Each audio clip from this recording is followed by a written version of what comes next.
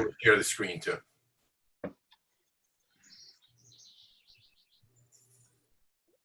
Okay. Hold on a sec, Russ. Okay. Okay, this is the June 27th meeting of the New Jersey Woodturners, and Russ Karkheck is going to show us how he makes pens. It's not a live demo in turning, but he's going to show us how he does it by a very detailed presentation that he's done. So Russ, go ahead and. Okay, sure. Are you seeing the little thumbnails on my screen or no? No. Good. Okay. All right. Before we start, let me ask: is there anybody here who has not turned a pen? Okay. Yeah, I didn't think so. All right. So let's begin. You know, making a pen is as you know, is one of the easiest things you can do on a lathe. Making a good pen is a little more involved. I think of pen turning as a gateway drug into wood turning. You know, as you know, I belong to the Hudson Valley Woodturners too, and we have pen turning workshops 3 or 4 times a year, or we used to until the virus came along. And people, it'd be in libraries or a fall festival. People could come sign up, and we'd give them the blank, we'd give them the kit, we'd give them, you know, a face shield, and an hour later they walk out with a free pen that they made themselves. And that's worked out pretty well for the club because we've come up with a number of new members just from doing that. They like it so much, they join the club, and they don't have a lathe, they don't have anything else. You know, and then shortly after that, they start spending their children's inheritance on wood turning stuff. So anyway, you know, I have here, if you're going to turn a pen, make it a good one. And that's what we're going to try to do today. Give you some tips to do that. Like to help you not buy tools that you'll come to hate, you know.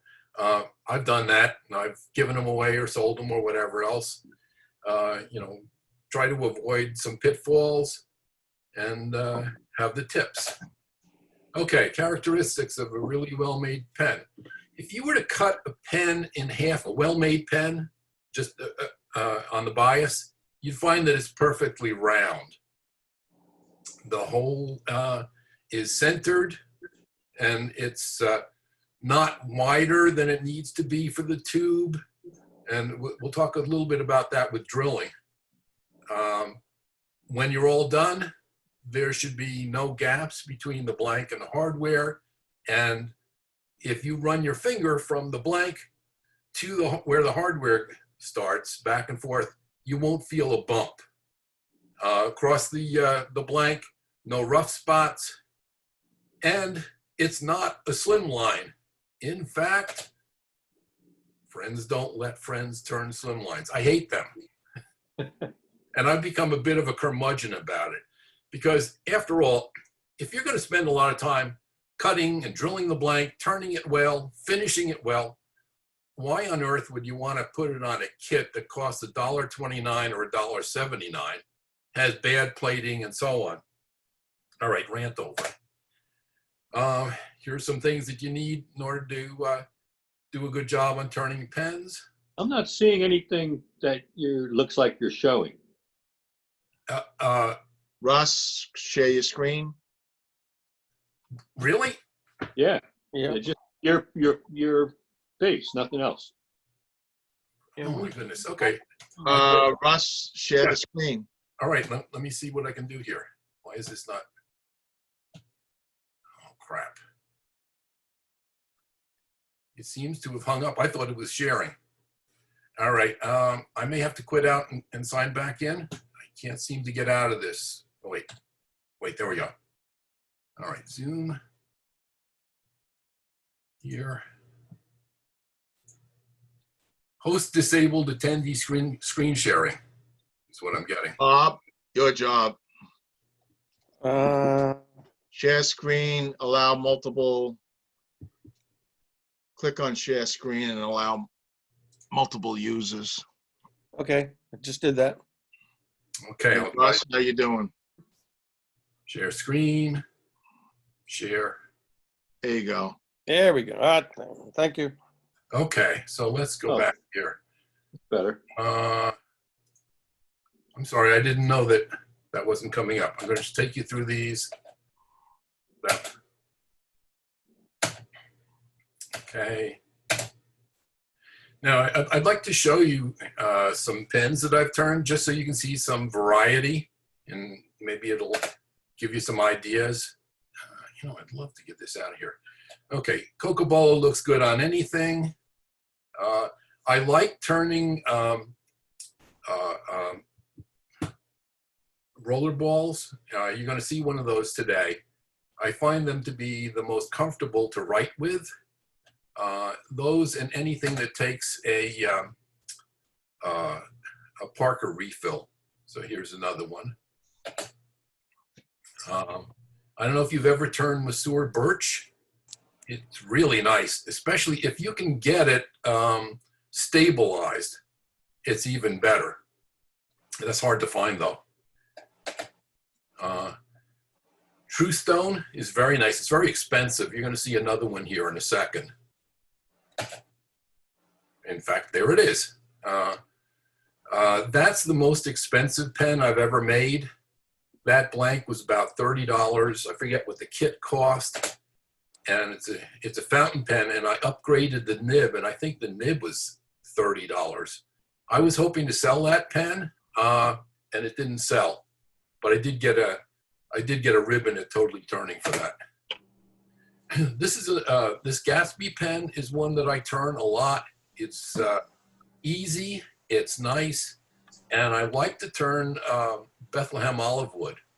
You'll find in the handout that there's a link. Penn State sells Bethlehem olive wood cutoffs for I think 12 or 13 bucks. It's a really good deal. I don't generally recommend buying an assortment of pen blanks because generally some are good and some are not good. And you get this little certificate of authenticity that supposedly came from the Holy Land.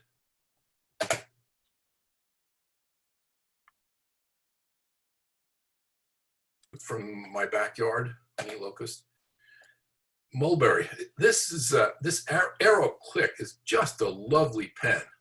There are some click pens that if you move them, they'll make a noise. I don't like that. This is very precise. Take a good look at that Mulberry.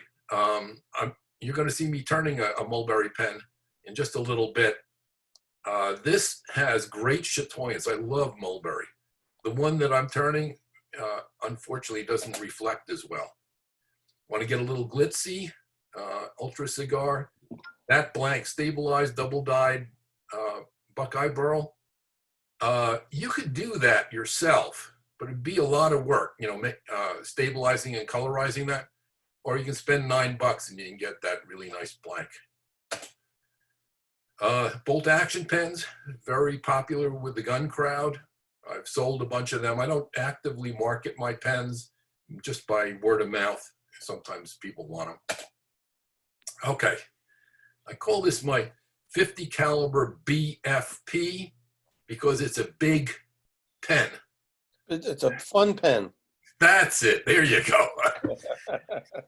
And actually, they write pretty well. I mean, you can't stick them in your pocket, but they're good for dramatic effect. Like if you're signing your divorce papers, this might be a useful pen. It's probably illegal in New Jersey. It probably is. This is a pen. I got some wood from a guy in Australia who was very helpful to me, mentored me for a long time before I joined a wood turning club. They have incredible wood down there. I made this one, and as we were talking about before, my wife got a look at it. She says, "Okay, I'll take that one." I lost it. This is one of the more challenging pens that I made. Wow, that's cool. Yeah, well, what you're looking at is actually the third attempt. The first two failed. International Association of Pen Turners has something each year they call the PITH, pen in the hat, and you volunteer to be part of this, and they try to match you up with people of similar skill level, and then you make a pen for each other secretly, and then you send them some extra blanks and so on. This was good, but it was challenging because as you're turning it, as you get near where that copper is, it's very easy to nick it and just blow the whole thing apart. Okay, wedding sets have a rule. If my wife and I are invited to a wedding and we like the parents or we like the kids, we always give a money gift, but I'll make a set of matched pens. If I don't like the parents or I don't like the kids, and I still have to go, we just give them money. This works out well. This is not an expensive kit. I mean, you've seen a number of these designer NT things from me, but it's holly over blackwood and blackwood over holly, which I think is nice for wedding. This is another wedding set. A relative of mine got married and we were in Germany and we were invited to go. So this is a roller ball and a fountain pen set. This will show you something else. When I thought I was going to be doing some pens for a college that they were going to buy to give to their high ticket donors. They only wound up buying one, but you can have them engraved. This was another of the most difficult pens I've ever made. I was a psychologist for close to 40 years, and there was a young man that I had seen from on and off from 5th grade on. And in high school, he earned his Eagle Scout Award, which meant a lot to me because I'm an Eagle Scout too. And he invited me to his award ceremony. So I decided to do something for him. You have to print up a decal, adhere it, and then put lots and lots of coats of finish on there, then sand it back so you don't feel the edges of the decal. And the wood is tiger maple, and I painted it with some of my wife's watercolor paint, just to make the grain stand out a little bit. And of course, it raised the grain, but there's a trick. You can take a piece of paper grocery bag, cut a strip, and you can burnish it. This cast pen made out of a pine cone, I didn't intend it to come out like that. I was looking just for the petals, but I found that the core got to one side, and I loved the effect. And that one won a ribbon at Totally Turning too. Okay. People make waste wood pens. Casting is beyond what we're going to talk about today, but they're beautiful. When you turn them, you never know what you're going to get till you turn them. These are small pine cones cast in there. I don't know, why is this not showing? Okay, all right. In order to turn a pen well, your lathe has to be aligned properly. You may have to fiddle with it. My new lathe did require some adjustment. So extend the quill, when you have the quill retracted, it looks like it's aligned, like back here. But you also have to extend the quill, and you may have to adjust it again. It makes a difference. Otherwise, you're going to have oval holes when you drill. You'll have an oval pen. This is something that's made by Nova, a double-ended #2 Morse taper that'll help you align your lathe. Okay, blanks, you can buy them. You can, cut your own. Those boxes I find to be handy, those Sterilite boxes with clips, you can get them on Amazon. They come 12 in a box, and they're very useful. You can see I've got more pen blanks than I'll ever be able to use. Okay, here's the first of the tips. When you buy a pen kit, it generally comes with a paper with the instructions in there. I find it better to go online and download those instructions and print them out. I mean, for one thing, as I've gotten older, my vision hasn't gotten better. It's easier to have an 8x10, and you can make notes on them. I laminate them, and I stick them in a binder, which I find helpful. Okay, when it comes to cutting the blanks, there's a lot of ways you can do it.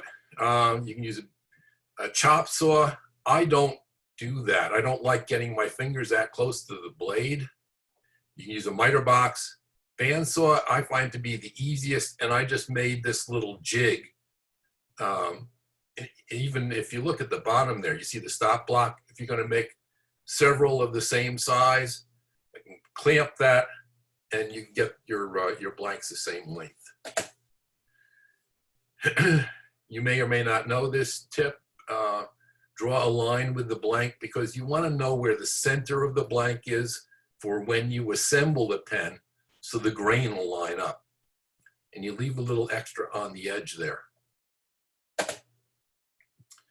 With acrylic blanks, you don't really want to drill them like a wooden blank, because if you cut it oversized and then drill it out, sometimes it'll blow out the back end of the blank. So you're better off marking how deep you want that to be. And you can see I have it marked on the drill bit too. So you put the whole blank into your chuck. We're going to talk about drilling on the lathe. Drill down to that mark, which is longer than you need. Then take it to your bandsaw and cut it off. And that'll avoid that blowout. But even with that, you can see there's a little chipping around the edge after that was drilled. Okay, as to drilling. If you buy a pen kit, they'll be very happy to sell you a drill bit to go along with it. Don't do it, because they're almost always bent. And a bent bit gives you a larger hole. They'll also sell you Colt bits if you want, for a lot of money. And they're pretty nice. They're not always perfectly straight. And when you're all done, because of their configuration, you can't sharpen them. Brad point bits, Rockler does a good job with theirs, but you can't sharpen them. So they have to be straight. So what are you going to do? Well, if you're going to do a lot of this, you can decide to invest in a really good set of bits. This was recommended to me by a machinist who was very helpful to me. But these guys are expensive. Each of these sets is $100. Now, obviously, you can use them for other things too. But if you take a drill bit and roll it across a flat surface, it'll tell you very quickly whether it's straight or whether it's bent. These guys are excellent. If you take good care of them, you know, my son is going to own these someday, maybe his kids too. They're really, really good, but they're expensive.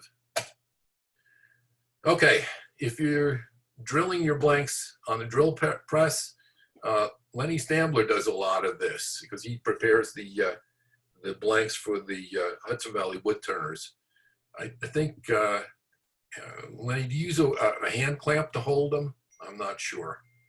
You can do that. No, I have one of the blank chucks, but I got okay. I got it used. Okay, well, good, that helps. Rockler makes a beautiful jig. I had that. You can use it for drilling or as a pen press, but it's about $100. And I wound up selling it to somebody else because really the best and easiest way to drill a pen blank is on the lathe.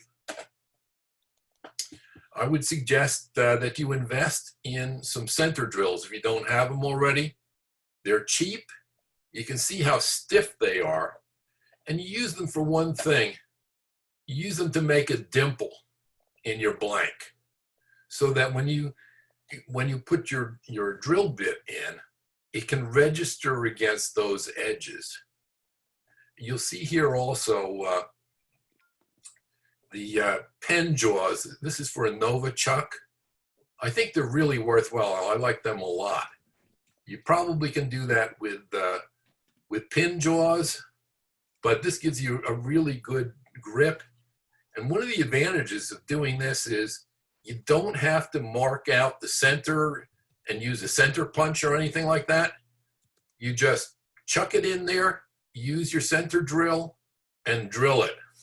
Very easy. Okay. Okay. You probably know this if you made pens before. You need to sand the tubes before you glue them so that the glue can hang on to something. Acrylic pens, you really should paint the inside, because if they're they're translucent, you may wind up seeing the tube. They'll be very happy to sell you a tube insertion tool. Don't do it, because what you find is they're very good at pushing the tube into the blank when you're gluing it, and they tend to grab and you'll pull the tube right back out again. All right, I'm going to tell you about the plumber's putty and so on. Okay. Some people will glue their tubes with CA glue. I don't do that anymore, because there were a couple of times where I got the tube part way in and the CA seized. So now you've got the tube hanging out. You can't push it in. You can't pull it out. I find it better to use epoxy. And I take tongue depressors, cut them with a linesman's pliers. They help for mixing stuff around. Here, the acrylic blank, paint the tube and paint the inside too. That way it won't show through. Okay. I'd like to show you a couple of tricks as to gluing up the tubes. It's not perfect, but here's a way to keep some of the glue out of the tube. You get plumber's putty. You see this? You can reuse it. This is going to last the rest of my life and maybe 2 more lifetimes afterwards. But you get a little piece of it, you roll it up, you make it soft, and then poke the tube in there. Maybe do it again. Whoop. There we go. And after that, hold your finger over the end. Take this expensive tool, a chopstick, and just poke it in there to compact the plumber's putty. This stuff never gets hard, which is why you can reuse it. And I don't know if you can see, I'm trying to get it to bulge out just a little bit like this. And remember, you have to scuff up the tubes with sandpaper ahead of time. Okay, so now we're ready to go. I already mixed up the epoxy. And just, slap it on there.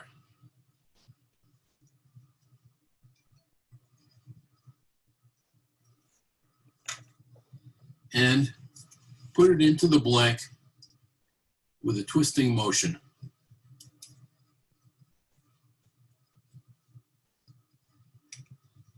By the way, if I haven't told you already, never use a tube insertion tool. They're a waste. You push it in, and all of a sudden, it'll pull it right back out again. Okay, that's one.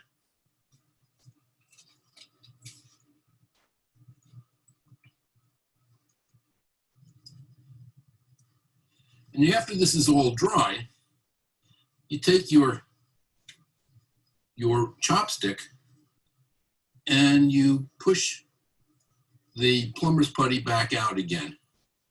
Now you're still probably going to get a little bit of epoxy inside on the brass tube.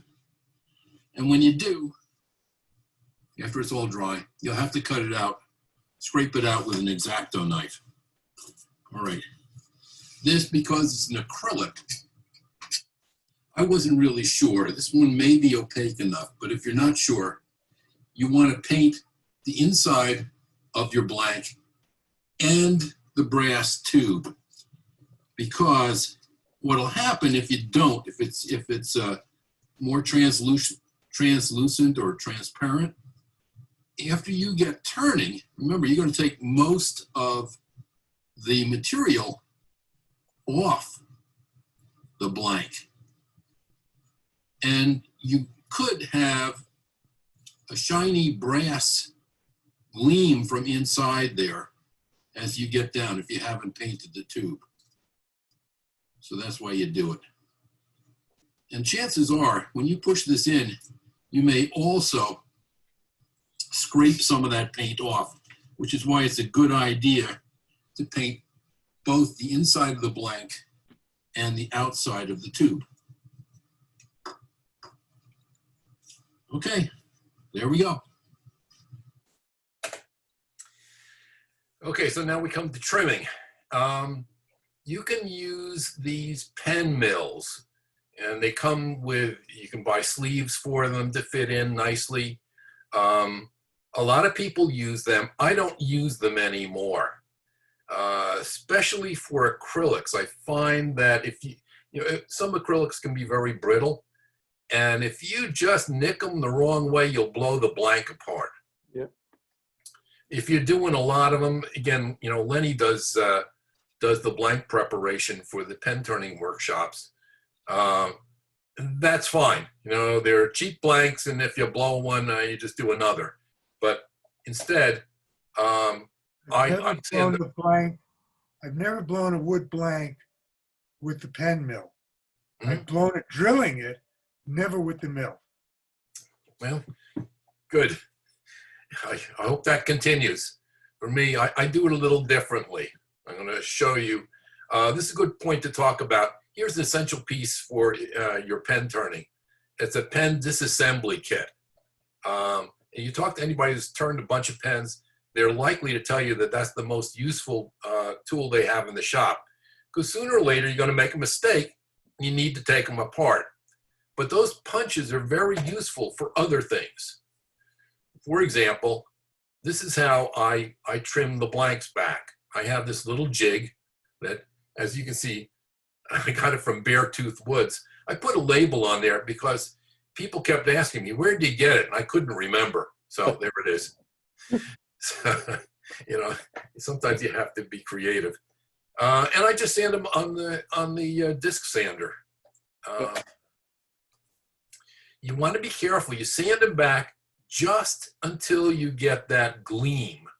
You can see the top blank almost ready, not quite. Bottom blank, you have a gleam. I can tell you from bitter experience, another club member gave me a piece of Brazilian rosewood, just gorgeous, and you can't get that stuff anymore. I decided to make a cigar style pen. It turned out beautifully, it finished beautifully. I was just in love with that blank. When I assembled it, the refill wouldn't retract enough. I must have sanded back too far. It was heartbreaking, and there's nothing I could do about it. Okay, so now it's time to put it on the lathe. One of the things that I would strongly recommend to you is turn only one blank at a time. You'll see most people use a cheap pen mill, you put both on, but think about a jump rope. If you have two kids holding a rope and they're let's say 10 feet apart, and you want them to stretch it, they swing it, there's a big deflection. If you have them stand 4 feet apart and pull on it, there's going to be less deflection. And the same way works with turning your pens. If you have deflection, you're going to have an oval pen. I don't like the regular pen mandrels. I do like this mandrel saver. It's very useful. You're going to need a mandrel anyway, but consider getting that. I just discovered when I was preparing for this that Penn State sells Between Centers mandrel system. So what you do is you put your bushings in there and you can just squeeze it in. I have custom bushings that a machinist made for me some years ago. He doesn't make them anymore, unfortunately. And I guard them with my life because again, it's rigid, no chance for deflection. Another thing I like is the flat top tool rest. If you're using an easy wood carbide tool, the shafts are square. Having the flat top tool rest is very handy, and having it with a stop collar means that I only use that when I'm using that particular chisel. I just slap it into the lathe. It's exactly on center line. It's excellent. And this guy you can find in the International Association of Pen Turners. He's a heck of a nice guy. He makes a variety of things. He does really good work. Okay. Here's another tip. With some pens, particularly those Gatsby pens, or Sierra is another term for them, you know, with different vendors. I've made loads of them. And to this day, I can't tell just by eye when I'm turning it whether I've got the right diameter or whether it's too fat. I've finished turning a pen, got the finish on, I assemble it. My wife comes down, takes a look, she says, too fat. And sometimes I'll resist, because I don't want to take it apart and you know, turn it again, but she's always right.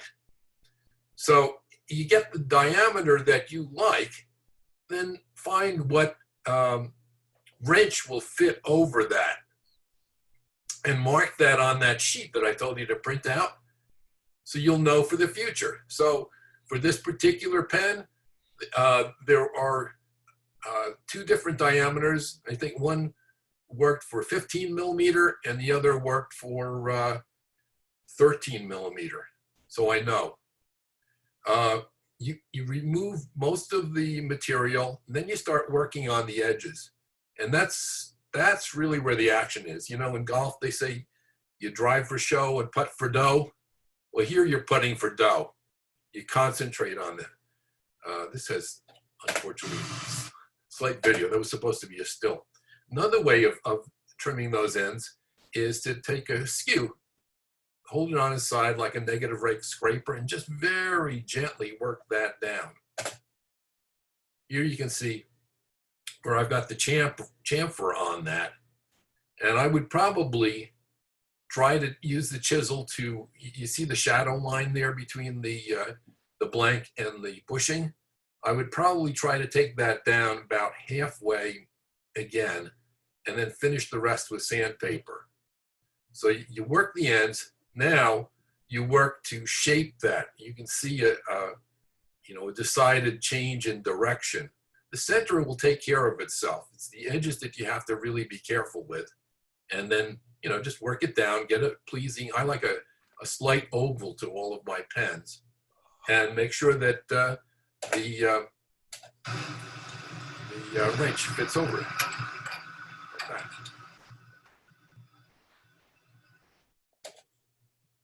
Okay, I discovered partway through that I use a 3/4 spindle roughing gouge to take most of the material off, and then I finish up with the Easy Wood tool.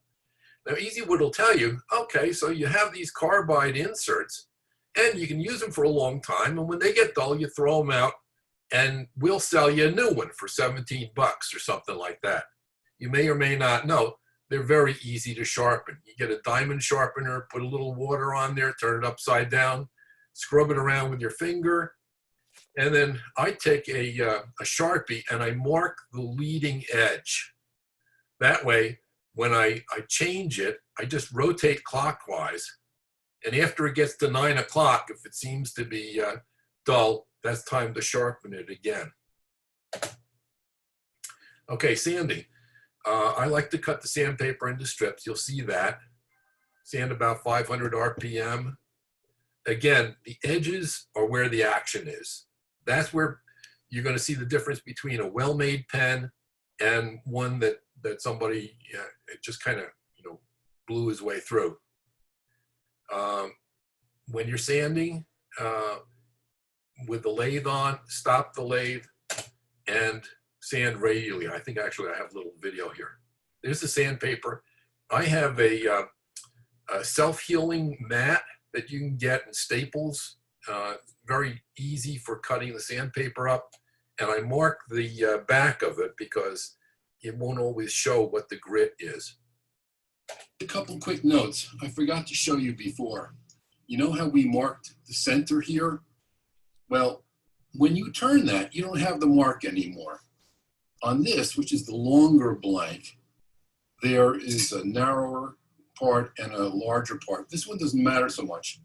On the upper blank on this Junior Gent pen, it matters more because both bushings are the same size. I know when I put this on, this is going to be the top of the pen, this is going to be the middle. So the inside is marked. And what you do is just take a marker and actually, you know, go at it a little bit. I don't know whether you can see that or not, but just a black mark in there. Okay, so sanding. I use the strips here, and I pay particular attention to these junctures. That's where the action is. That's where, if you don't have this diameter right, when you put that pen together, the wood and the metal aren't going to come together well. So that's, you work it back and forth and feel with your fingers. Your fingers will tell you. All right. I've already sanded with 220 grit, 400. I'm going to finish up with 600. I'm just going to show you very briefly because who cares about sanding? Sanding is boring, but it's important with this, okay? Sand about 500 RPM. Just do a little bit work here. Again, focusing on the ends. Okay? And then you work the middle. And when you're all done, turn the lathe off and then stand longitudinally to get any of those radial scratches off. And keep turning it, because if you don't turn it, you're going to get flat spots. All right? Give it a little wipe. Give it a little feel. Okay, that works. Okay, finishes. You can use walnut oil, you can use lacquer, you can use whatever you like. Sometimes I'll use an oil finish if I'm making a pen with, I have some Turkish walnut, just beautiful, highly figured. Sometimes you want to have a wood feel to it, and I'll use that. But most of the time, I go for CA, and a lot of people will do that too. It said if you ask 10 pen turners how to do a CA finish, you're going to get 15 different answers. And that's true. I'm going to show you how I do it. It's not the only way, but it works well for me. But one tip that I think might be useful to you, I get these bags. Well, I've got a lifetime supply of them. You can get them in AC Moore or Michaels or something like that, and cut the Ziploc off there to put the CA bottle in, because inevitably, when you use it, you're going to get a drip. It's going to come down the side of the bottle, and then you're going to set that down maybe on your lathe, and now you have a new accessory permanently adhered to your lathe or wherever else you put it. If you use the baggie, you might still get some outside, but normally it'll just drip down the middle.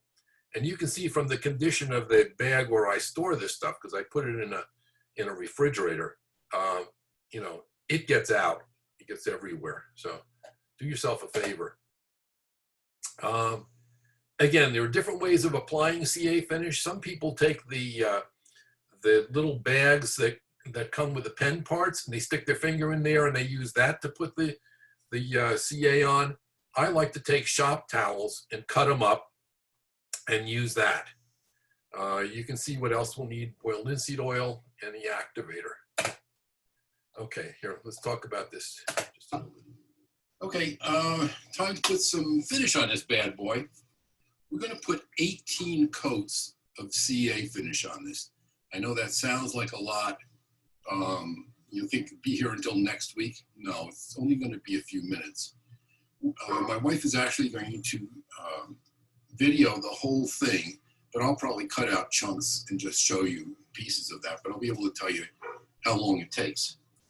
But I want to point out a couple of things. You may have noticed there's a change over here. I was turning between centers before, one at a time. Now I'm putting it on a mandrel. This is actually the mandrel saver, which I told you about. And you can put the finish on both at the same time. And I'm using these Delrin bushings. You can get Delrin or plastic. It's a really good idea. I've seen people put a CA finish on when they still have their metal bushings on there. And I can guarantee you from past experience that you're only going to have to cut those bushings off your blank once or twice with a razor blade.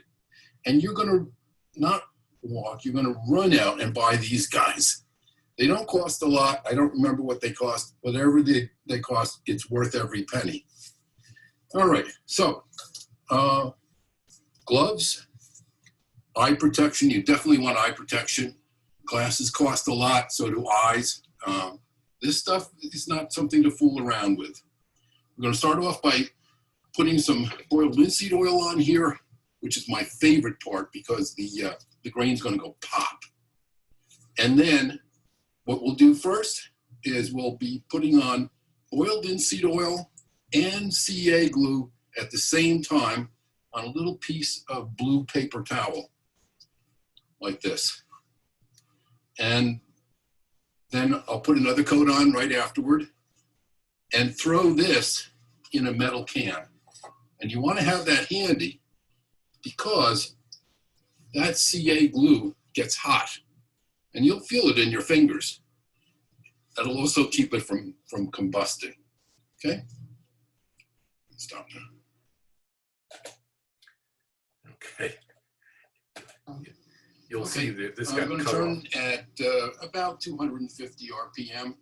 And oh, by the way, you want something to protect your lathe. So here we go. Here's the boiled linseed oil. And I'm sorry you didn't get a close-up of that. Somehow it got cut off.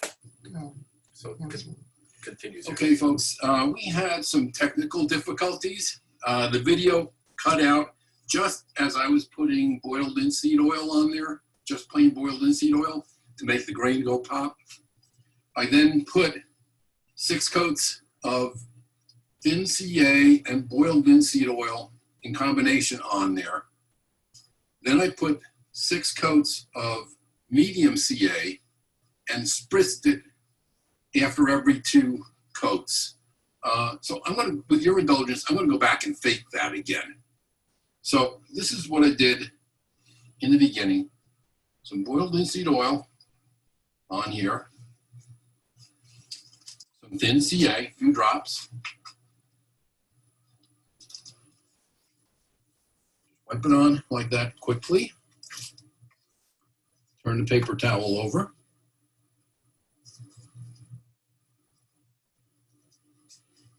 More boiled linseed oil. Okay, like that. And thin CA.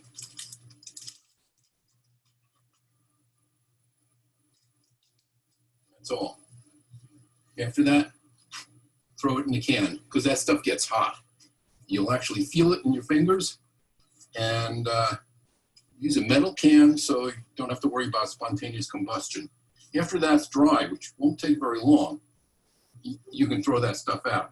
All right, I'm gonna move on to, I'm gonna put 2 more coats of medium CA on for you to see. I'm using the aerosol activator. Never get the pump stuff because it doesn't come out evenly. You'll get splotches. This stuff, and you give it just a very quick spritz. You'll get to see me do that one time. Here. But you actually want to put 6 coats on, okay? And the reason that you use the medium CA is you're trying to build up the finish. You're getting it thicker.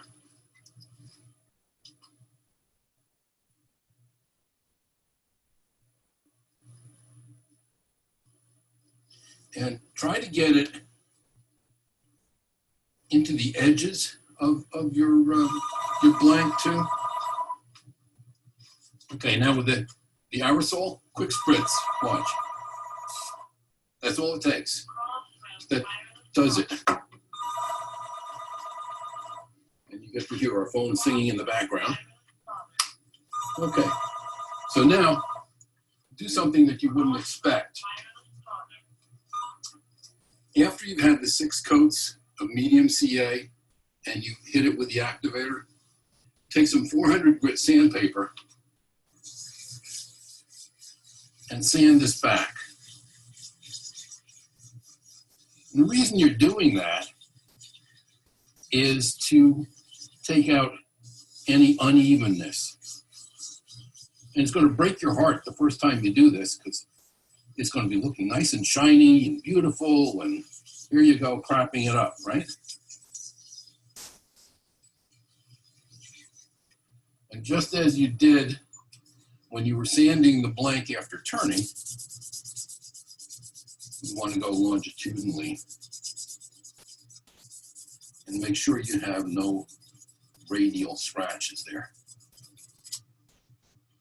Okay, give it a good wipe. I tell you, it's Grand Central Station here, but with the phones. All right, see how dull that is? But not to worry. We're going to put 6 coats of thin CA on here while you listen to the phone ring. I guess I know for the future. Okay, here we go. Did I mention before, you have to have something to protect your lathe? If you look at this,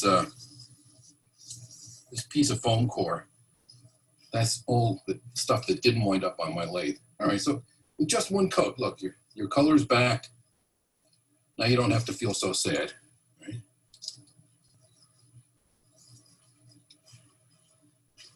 Two coats.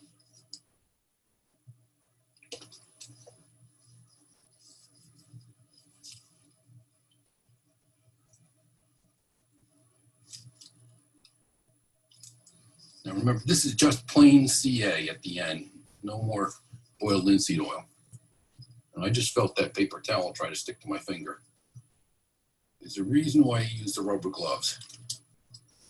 And that reason is that sometimes your pen blank will have pieces of rubber glove stuck to it. Better than your finger, all right? Okay. There you go. All done. That's the end of the finish. What'll happen now is I'll just let it run for a little while, let it sit, and maybe even overnight. Or let it, a couple hours anyway.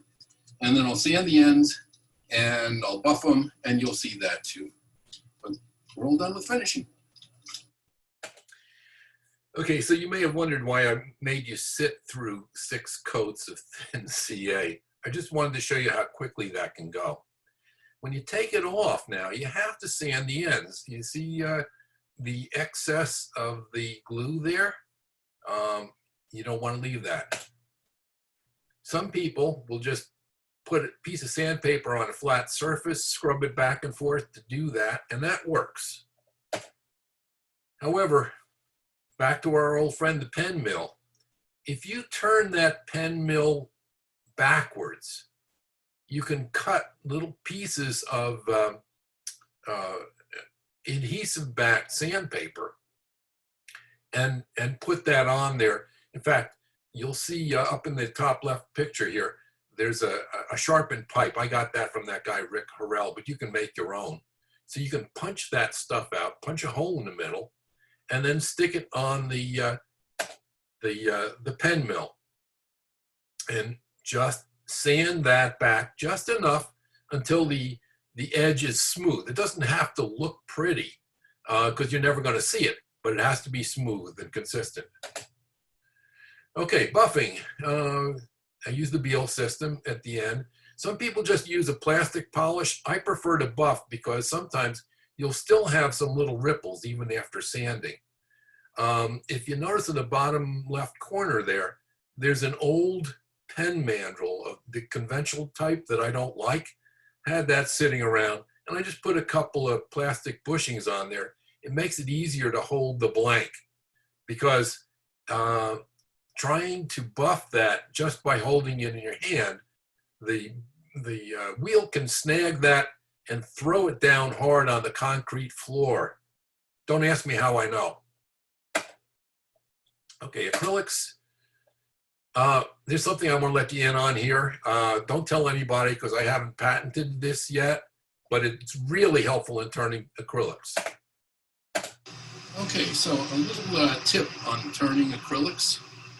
If any of you have ever turned acrylics before, you've noticed that once you get the blank round, it tends to throw long shavings that, because of static electricity, get stuck to everything, to the shaft, to your body, to your tool, etc. This one's not doing it quite as much because I think this formulation is a little more brittle. But most people will turn for a bit and then they stop and they pick this stuff off and so on. I'm going to show you another trick. There's a very special secret tool that you can use, and you're about to see it in a second. So I want to turn the lathe on, put my mask on. You're going to hear a little noise, but watch what happens.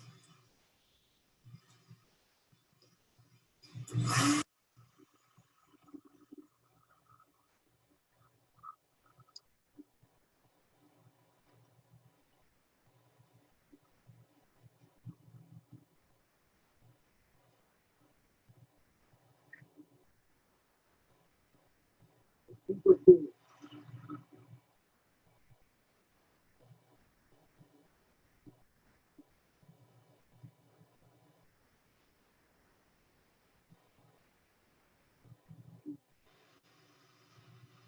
Works like a charm. That'll save you an awful lot of work. You don't have to stop the lathe. It really is just an old toothbrush, helpful. Okay, for sanding the acrylics, we're getting near the end, by the way. I really like the micro mesh pads. I don't know whether you've ever used them. I don't use them on wooden blanks anymore. They work really well on CA finish, but if you get any water under that CA, you'll wind up with white spots. So now I only use them on the acrylics. There are something like 9 pads or something like that. And at first, you're not going to be too impressed, but the last 3 pads really bring it home, and you get a beautiful shine. Okay, another tip. I use Renaissance wax on the hardware parts, at least the ones that will show. You don't want them on the pieces that'll go inside the tube. Renaissance wax, it's a little expensive. For a small tub, it's close to 20 bucks.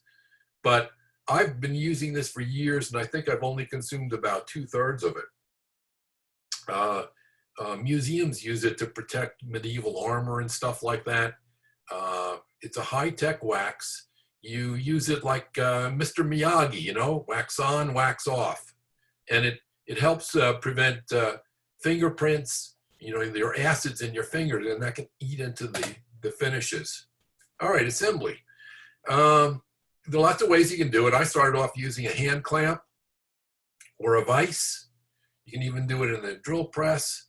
I like the pen press the best. I happen to like the Milescraft. There's one that you can buy that supposedly will assemble and disassemble. It's about 100 bucks. But I think this is better and easier to use, the Milescraft.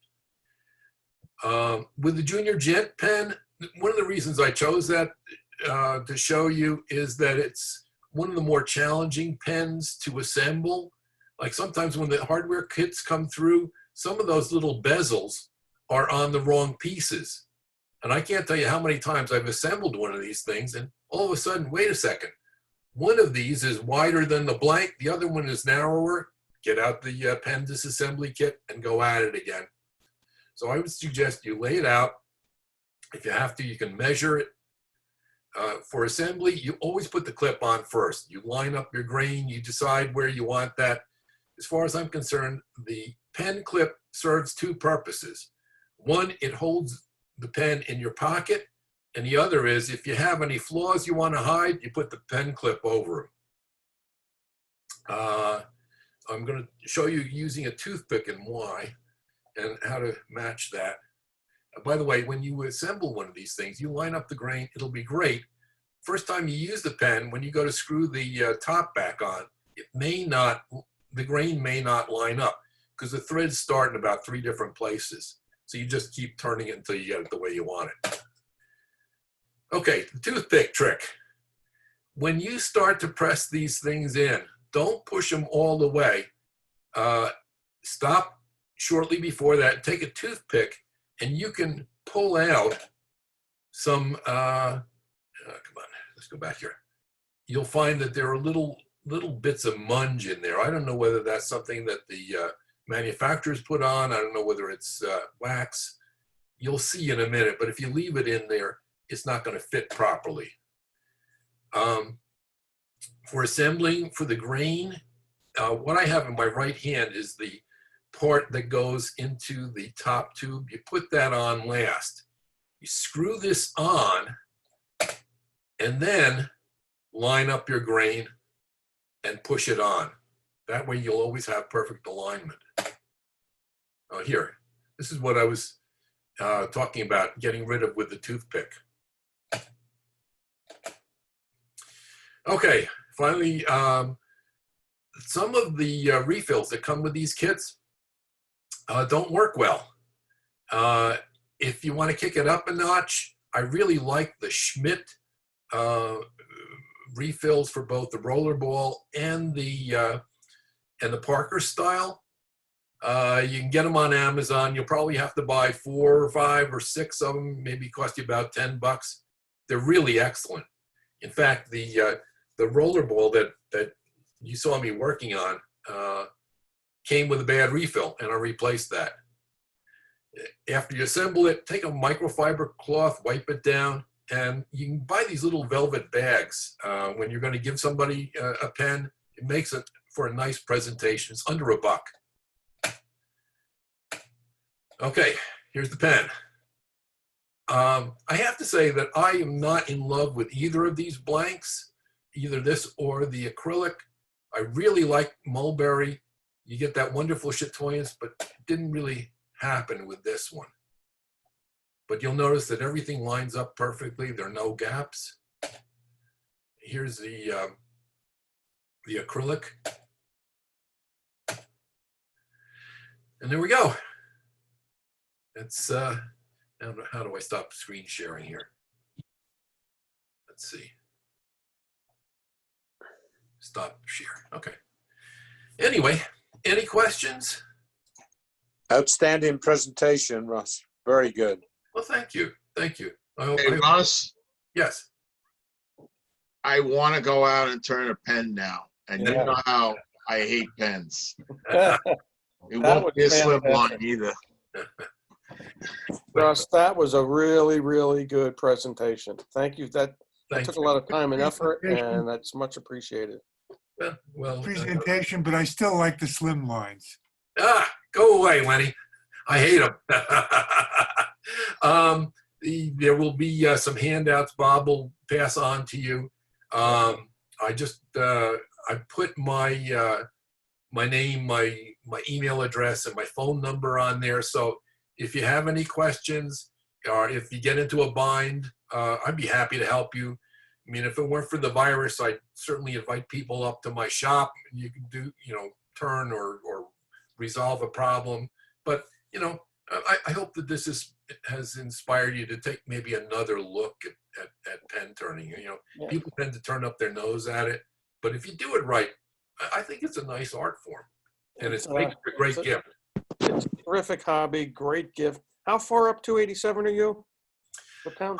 I'm in Nanuet, New York. It's just south of the Thruway. Tindercamac Road, 304, right near there in 59, not far from there. So I'm familiar when you go up 287 and I shoot off over to go to the Tappan Zee Bridge. Yes. 287, take 287 to the Palisades South, which will put you on 59. Uh-huh. Yeah. And And I'm you go about a mile from exit. there. One or two exits south of Russ. Yeah. Yeah. Yeah. I have a It's question. just one exit south. So, I mean, if you're in that area, it's 5 minutes to my house. Okay. When we start weekend workshops up again next year, you're going to have to be a mentor. Russ, I have a question Sure. and a comment. I agree with Bob. The presentation is spectacular. I Thank mean, now I know that everything that I did with my milliput was crummy and wrong and stuff. I didn't put enough time into it. However, the question I have is, would you mind talking about, because I made a bunch of pens, of course they weren't great, but they looked great to people, non-turning people. And everybody says, oh, would you sell that? And how much would you want for it? Could you please talk a little bit about price and what you would consider charging for certain ones? Sure. I don't know how good a resource I am on that because I don't actively market them. I mean, I know people who make them, who will go to farmers markets and sit there under a tent. I'd rather poke a sharp stick in my eye than do that. I really would. I agree. If you go on Etsy, you'll find people selling pens for ridiculously low prices. For me, I can tell you the ones that I've sold, those bolt action pens I've sold to fellow gun club members. I charge $75 for them. Okay. But if you go on Etsy, somebody will sell it for 25 or 30, which I don't understand because it's going to cost you $13 just for the pen Right. kit. Yeah, it's not worth selling them for that. And your time and your, sandpaper and finish and, but if you're going to sell them, it damn well better be a nice looking pen. Mm-hmm. The roller ball that you saw, not that one because the wood wasn't as nice as I had hoped. And you don't know until you turn it, that I would sell for $1.25. The one that I pointed out, the most expensive pen, I was planning, if they bought that, I was going to charge them $2.25 for that. Because the blank alone was $30, and the nib, the upgraded nib was another $30. And, at that time, that blank was hard to come by, the maroon and gold. And I chose that because that was the school's colors. Mm-hmm. I still have that. I haven't used it because, well, frankly, I have god-awful handwriting. And I think the last thing you want to do is give me something that can distribute a lot of ink when I'm going to go write something. Mm-hmm. So there's that range. But again, you can check Etsy and see what you got. Some of those guys on IAP get really fancy prices, and they should. There's a guy who takes, the state quarters, and he drills a little hole in the negative space and uses a tiny jigsaw, and he cuts out all that negative space. Then he has a process for shaving the coin down, thinning it down. He won't tell anybody how he did it. I understand that. And he bends it around a blank and then builds up finish around that. They are absolutely gorgeous, but he sells those for hundreds and hundreds of dollars. And he should. There are other people who will take watch parts, and bend them around some kind of mandrel so you can form it. Put that on a blank and build that up too. They're really nice. You'll see in the handout there are blanks where people will embed feathers or snake skins in the blanks. I've not turned any of those yet. I will. Mm-hmm. but you know, they have to go for something. I mean, what would you Yeah. charge to catch a snake? You know? I'm curious. Let me ask the group a question. How many people have not turned a pen? Me, Who's me? Who said that? Jim Sir. Hey, Okay. Jim. Yeah, I mean, it's one of the first projects that you should and can do in wood turning. And they, like we said, they're quick, they're easy, they're gorgeous, And and useful. it's fun. You know, you can carry them around, but you know, if you're going to make a pen and carry it around, it should be a bragging pen, as far as I'm concerned. Yeah. You know? Make it nice. A couple of my favorites are the Bold Action, the Vertex, and the Gatsby that you showed. But there's I mean, if you look in the catalogs, there's probably literally hundreds of different pen blanks and then or pen kits, I should say, and then it's unlimited between the different colors of wood or acrylics, so every one of them can be unique, right? And it's a terrific gift, and I've given probably 50 or 60 of them away, and people really appreciate it. And it cracks me up when you do give it away. And I gave them a bunch away at my last job, and people really cherished them and held them for years. They did not lose those pens, right? Even though they were using them, they took care of them, right? So it's a hell of a gift. When I've given them away to people that I particularly like, or family members or whatever, I tell them it comes with a lifetime warranty, my lifetime. You know, Yeah, right. if it goes wrong, I'll fix it. Yeah. You know, but yeah, they do make a great gift. Yeah. I went through a period, a couple of months where I turned maybe 50 or 60 pens because it was fun. And like you say, it's quick. You know, in 2 hours, you got a beautiful thing in your hand. And I sort of shied away from it lately because I was just getting into other stuff. But watching you, I'm excited again. So Yeah. thank you. Thank you. Well, you know, if you really get into it, casting is a lot of fun too. You know, I didn't really touch on that because I would have taken it too far. That's, you know, a little esoteric for today. You know, you need some equipment. You need a pressure pot, unless you're doing the poly resin pens. Those you don't need to put in under pressure to get rid of bubbles. But I don't do those for a couple of reasons. One, you have to get your formulation just right because they can be very chippy. But the main reason is the fumes are apparently toxic. You have to do it outside, and I don't want that.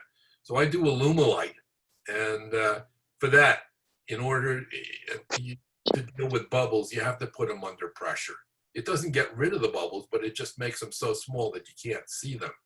Have you made blanks for anybody else or just for your own stuff? Just for myself, I would not. It's, you know. All right. So one of the guys who used to be in our club, Joel Taylor, and he's since a couple years ago moved down to Florida. He has a little side business where he makes both pens and pen blanks for other turners. So he sells just a lot of blanks.